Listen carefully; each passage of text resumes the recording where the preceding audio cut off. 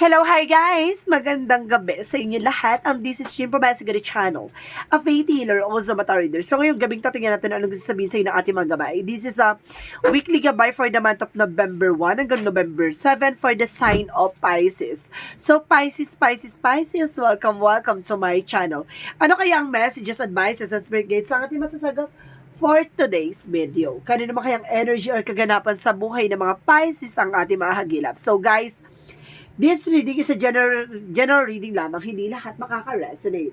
Kuni lamang po makaka-relate sa inyo and comment down below kung kaninong energy ang ating nasagap. And of course, don't forget to like and subscribe my channel and hit notification bell for more videos update. And of course, maraming salamat sa walang sa pagsuporta sa aking channel. Lalo na hindi nag-escape ng ads. Naway pagpalain kayo ng Diyos at may kapal-siksik tiglig nag-uumapaw ang bumalik sa inyong biyaya, no? Umpisahan na natin ang totoong laban. Angel Spirit messages for the sign of Pisces. Ano kaya ang messages, advices for you, ang ating mga hagilap for today's video? There is a King of Swords. Being wise, no? Kumbaga sinasabi dito, kailangan maging wise ka at maging mautak this time. And of course, sinasabi dito, there is a Three of Swords, no? There's a lot of heartache. Heartache or heart pain or something na nagdulot sa'yo ng sakit at kirot, no? Kumbaga sinasabi ng King of Swords is, kumbaga, kailangan mo na maging wise by emotional or very practical, di ba? Para hindi ka na muling masaktan at maloko ng paulit-ulit, di ba? Gusto mo yun? Yung masasaktan ka ng paulit-ulit? And of course, guys, there's an the Seven of Swords, no? There's a cheating lying on you, no? Talagang nagkaroon ng betrayal. Ano to? Nagkaroon talaga ng cheating, no? Kumbaga, nagloko, nagsinungaling, at niloko, no? Parang ganon. And because there's an Empress card, there's a third party involved. Talagang may involved talaga ditong, it's either a babae, or either a friend, or something. Empress card is a revert of fire, feminine, no? There's babae talaga, no? Kumbaga, if you are cross-watcher out there, kumbaga, meron ditong, Empress by third party na may babae talaga involved about just cheating, no? Let's see what is additional messages. Or sinasabi, there's a feminine energy, no? And of course, there is a Nine of Cups. And of course, sinasabi ng Nine of Cups, this is an offer, no? Offer by proposal, apologies, no? In email messages. Let's see what is additional messages. And of course, there is a Chariot card, taking action, no? Kailangan mong kumilos, kailangan mo nang gumalaw, no? No more drama, 'di ba? Kailangan mong humarap sa totoong klase ng buhay, 'di ba? Wala na tayong drama, no more arte. No more hanash, 'di ba? Kumbaga kailangan mo nang bumangon. Tama na, niloko ka na, 'di ba? Iniwan ka na, gano'n. Kailangan mo nang humarap sa totoong klase ng buhay, 'di ba? What is the King of Swords? But of course, there's a magician. And there's a manifestation, no? Maging wise ka na para at the end of the time, lahat ng bagay may manifest mo, magagawa mo, or there's a manifestation. May mga bagay na gusto ka talaga maisakatuparan. So, this is it. Maaring ginamit mo na ang isip mo, no? Let's see what is the Three of Swords. There is a Four of Wands. So, there's a celebration and there's a wedding, no? Kumbaga, some of you guys, meron talagang kaganapan na there's a twin flame energy, no? Kumbaga, pagkatapos kang lilok, tapos kang sinaktan, pero there is a deserving talaga na mamahalin ka at mamahalin mo, no? Let's see what is the Seven of Swords. There's a Page of Wands. There's a good news, no? Kumbaga, magkakaroon ka ng balita, di ba? Baka itong tao na to na nagloko sa'yo, niloko din, di ba? At the end of the time. Because there's an Eight of Swords, no? Kumbaga, at least nakawala ka sa toxicities, no? Maling itong person na to ay may toxic attitude or toxic behavior, di ba? Let's see what is the Nine of Cups. There's a Queen of Pentacles. There's a practicality. Kailangan mong practical ka, no? Okay. Let's see what is the Chariot. Let's see what is the Chariot. Let's see what is this Chariot. There's a Lovers. So, taking action, no? Kung sinasabi dito na kailangan mo mag-move on, kailangan mo mag-take ng action kasi hindi lahat ng tao lolokohin ka. No? So, ibig sabihin dito, malay mo, itong tao na to, no, na darating na bago sa'yo para mahalin ka, hindi para saktan ka. Tingnan ganon.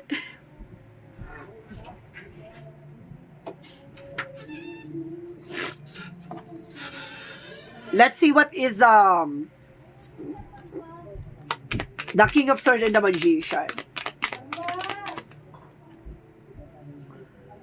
There's an Eight of Cups. Uy, let go. So, ibig sabihin may mga bagay na kailangan mo i-let go. Di ba may mga bagay na kailangan mong bitawan? So, let's move on, di ba? Kumbaga, kailangan mo talaga mag-move on dito. So, kailangan mo maging wais, maging mautak this time. Di ba? Kumbaga, there's a magician. Kumbaga, sigad na yung nagbigay sa'yo ng way or something na purpose dyan sa buhay mo na, kumbaga, inalis siya sa buhay mo kasi hindi makakabuti sa'yo, no? So, let's see what is the Three of Swords and the Six of Wands.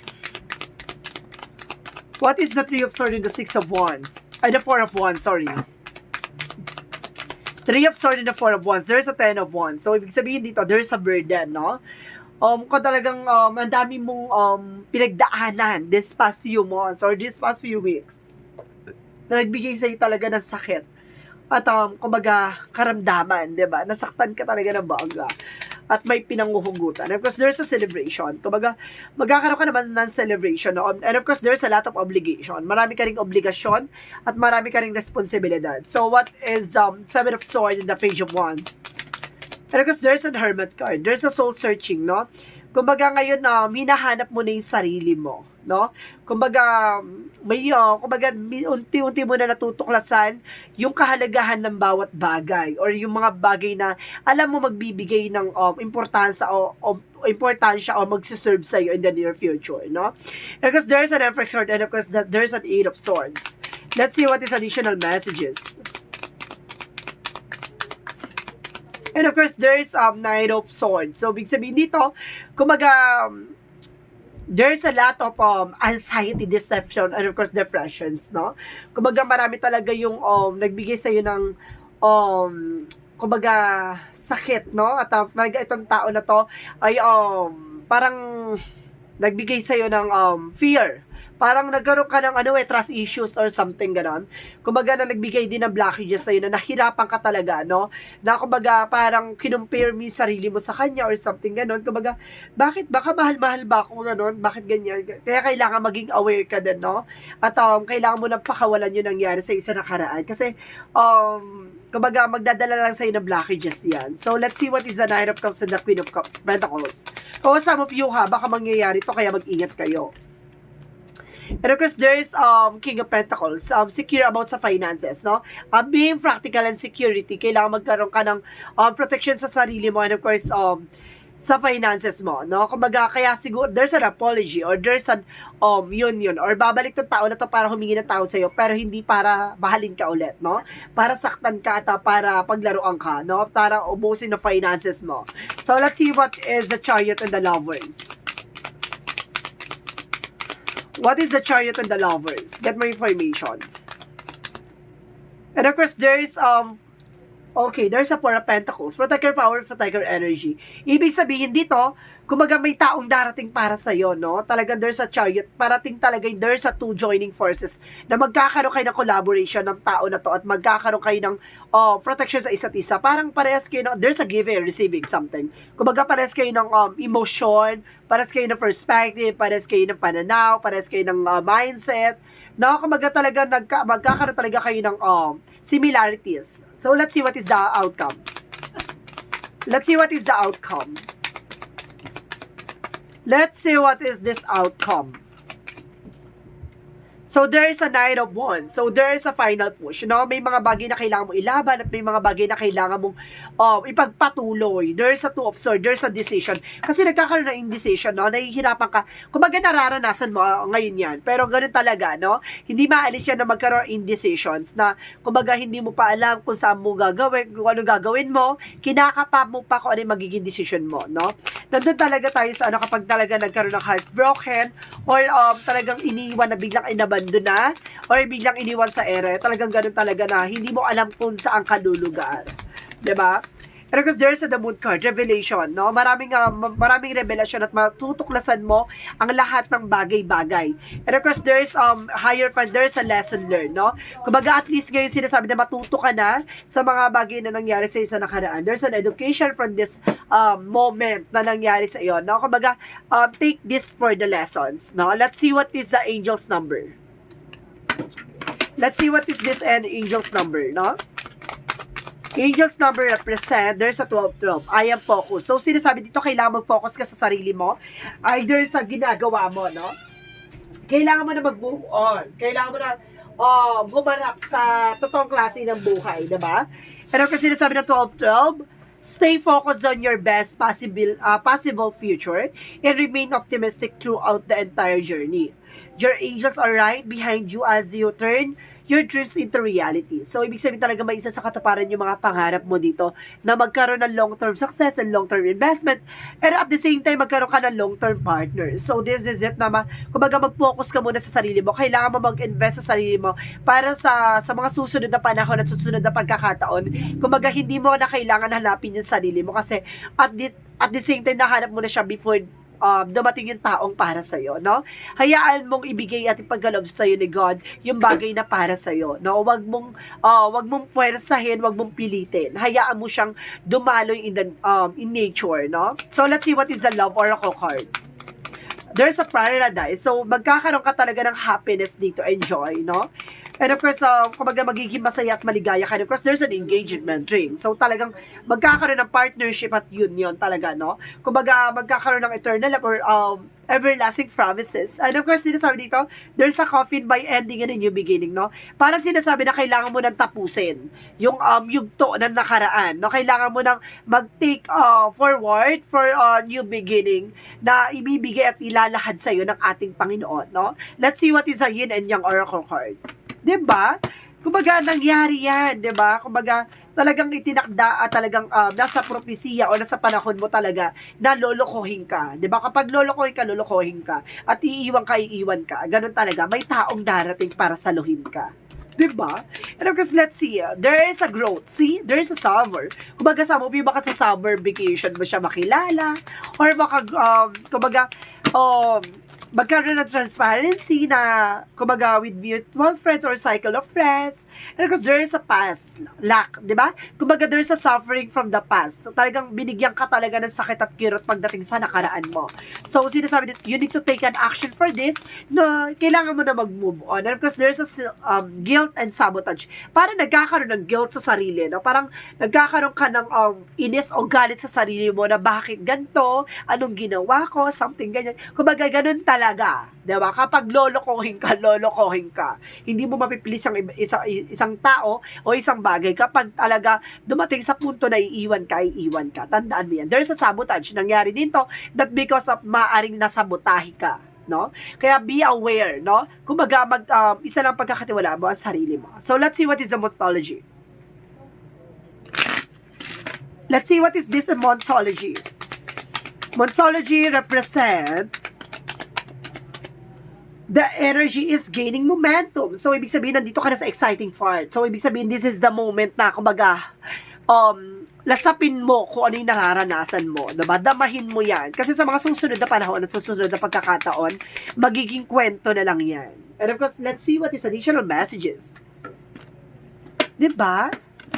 You need to take moving forward. Diba? Look forward to the, see the good side of your life, 'di ba? Pero kasi sinasabi dito, there is a wait, 'di ba? There's a wait. Kumbaga may mga bagay na kailangan mo antahin. Hindi mo kailangan puwersahin o hindi mo kailangan pilitin. Just wait. And of course, sinasabi dito, the seas of the Mintica. So there's a seeing potential. May potential ka pagdating sa love life, 'di ba? Additional messages. More? There's more? And of course, sinasabi sa'yo dito, guys, there's I remember. Oh, the fated life versus the destiny life. So, ibig sabihin talaga dito na, kumbaga yung, meron talagang itinadhana at may pinagtagpo na para talaga sa iyo, diba? Kumbaga talagang itinakda at talagang pagtatagpuin kayo ng panahon at pagkakataon. So, ibig sabihin dito, soul plan. So, there's a soul plan. So, there's a soul contract na kumbaga magkakaroon kayo ng connection.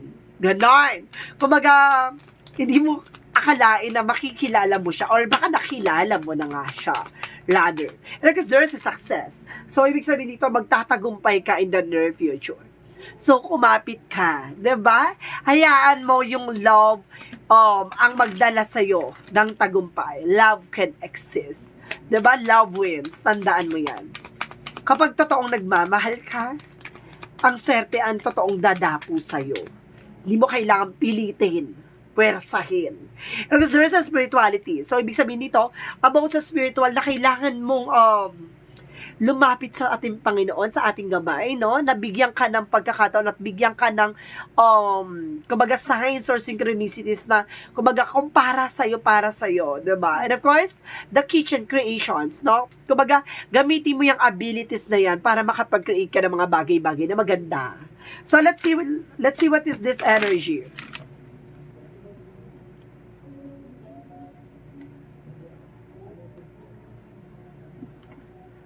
Let's see what is this energy.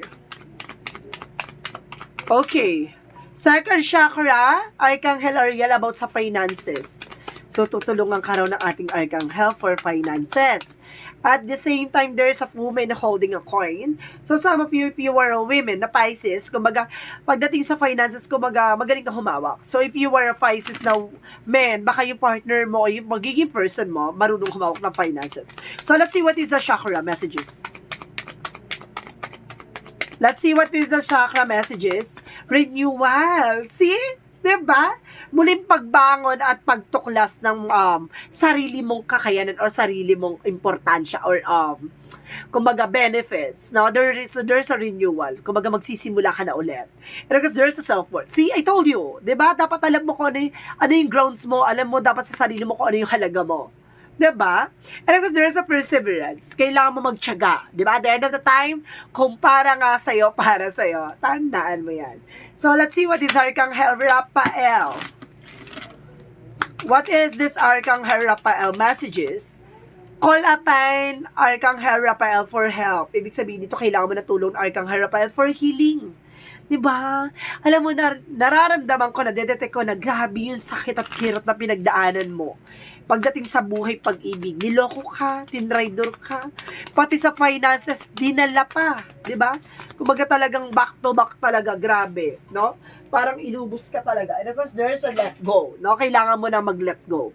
And of course, talk to your angels. Kailangan mong kausapin ang iyong mga gabay na naway tulungan ka makarecover, no? Let's see what is Archangel Michael. New beginning and fresh start. No? Magsisimula na at magkakaroon ka ng bagong simula at panibagong pagkakataon. No? And of course, explore your options. So, kailangan mong buksan pa na maraming oportunidad sa paligid mo. No? Let's see what is the Jesus loving quotes. Sinasabi ni Jesus loving quote said, well done. So, talagang tinatapos na ni God, no? Well done. Do good and faithful servant, no? Kung sinasabi dito, tapos na. Maglingkod ka at ipagkaloob ang katapatan mo sa Kanya. Diba? Parang gano'n, parang lumapit ka na lang sa Kanya, ilalapit ka niya kung sino talaga yung para sa'yo. So, let's see what is the messages of life. Self-love. My goodness, talagang kinaklarify talaga ng ating angel spirit that love can exist, no? Sinasabi dito, today, I love myself fully. I accept myself exactly as I am. I am able to recognize my own divinity and to appreciate the purity of my soul. I take the time to care of myself. I enjoy myself. I nourish myself. I am kind of myself. I am grateful for who I am. Parang pagtanggap, di ba? Kumbaga, kailangan tanggapin mo sa sarili mo, wala ka sa kakulangan, walang kulang sa'yo. May mga tao lang talaga na hinahanap ang mga bagay na wala sa'yo.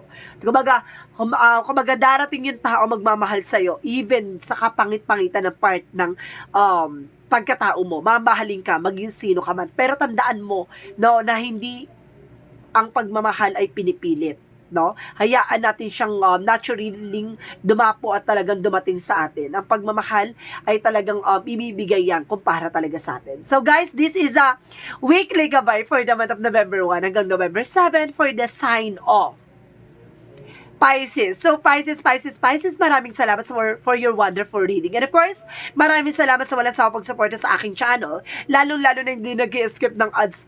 Pasabog, maraming salamat. Siksik na nag-uumapa o manumbalik sa inyong biyaya. Maraming salamat and see you in the next video. Bye-bye. And babush.